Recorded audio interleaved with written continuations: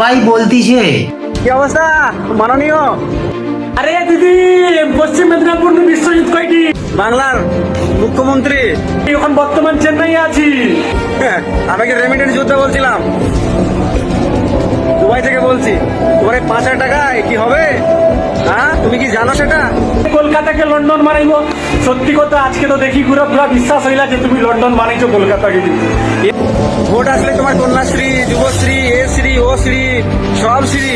আমার দিদির কাছে প্রথম প্রশ্ন যে দিদি আমরা যে রেট পাচ্ছি এখানে সেই রেটটা আপনি এর জন্য তোমাকে আমি পুরস্কার দিবা।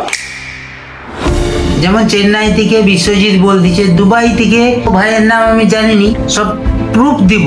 তোমার কথা আমার লোড আছে, কি জানি কেন ওরা বাইরে কাজ করতে, আমিও হায়দ্রাবাদে এই রুমে বসে আছি, কাজ করছি, লেবারি করছি, কামাচ্ছি না। আরে 500 কামাই, 200 কামাই তো নিজের কামাই, সরকার কি দিবে?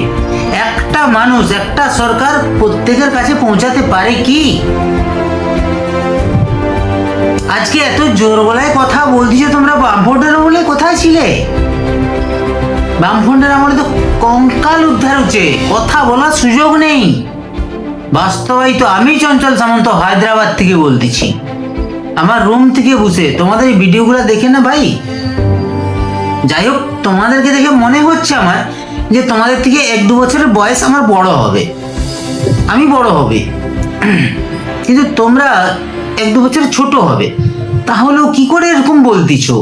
ছি, এত জোর গলায় কথা বলতিছো, তাও ওই জোর গলার কথাটা বলার জন্য এই অধিকারটা বামফ্রন্টের কাছ থেকে মমতা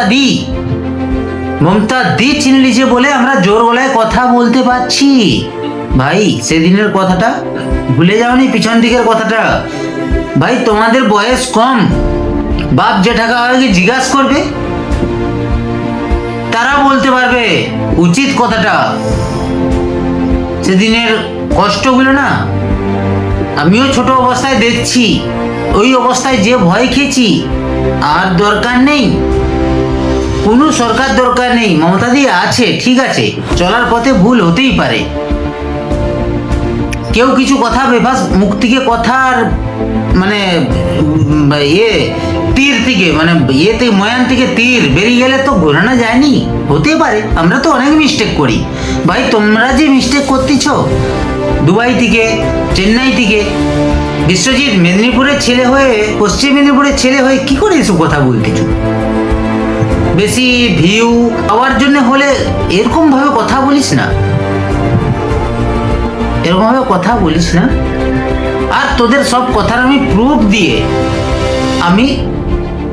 আমিও চঞ্চল সামন্ত, পশ্চিম মেদিনীপুরেরই ছেলে, আমি ডেবরার ছেলে ইয়ার।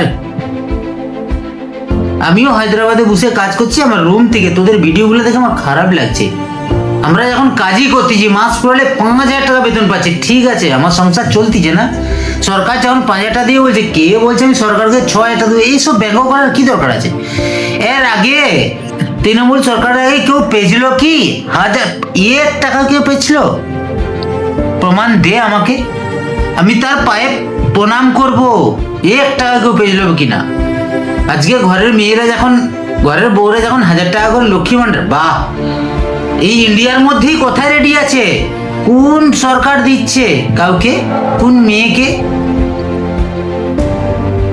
কোনো সরকার দেয়নি ভাই। আমি ভিডিওটা করতেছি তোদের এইসব ভাষা দেখে, নিজেরা কাজ করতেছি, কে চেন্নাই, কে দুবাইয়ে, আমিও হায়দ্রাবাদে বসে আছি। কোনোদিন কারো কাছে কোনো অভিমান নেই, সরকারের কাছ থেকেও কিছু নেই, চাইনি আমি। কালকে তোদের এই প্রুফ দিয়ে আমিও অনলাইনে ছাড়বো। ভাই, তোরা ভালো থাক, বাইরে কাজ করতেছি, আমি হাত জোড়ো করি। কদিন আগে গুজরাটে, সুরাতে পিংলার ছেলেগুলো যেভাবে পুলিশ বাংলাদেশি হিসাবে তুলে নিয়ে গেল, সেটা দেখে তো খারাপ লাগছিল। কে উদ্ধার করে নিয়ে আসছে? কে উদ্ধার করছে? এটা খুঁজে বের কর। হাত জোড়ো করছি ভাই, এটা আমি ছাড়তেছি, খারাপ মনে করিস না। তোদের কথার উত্তরে আমি ছাড়লাম, আমার কোনো দরকার নেই, আমি সরকারের লোক নয়, আমি কোনো রাজনীতি করিনি। Thank you.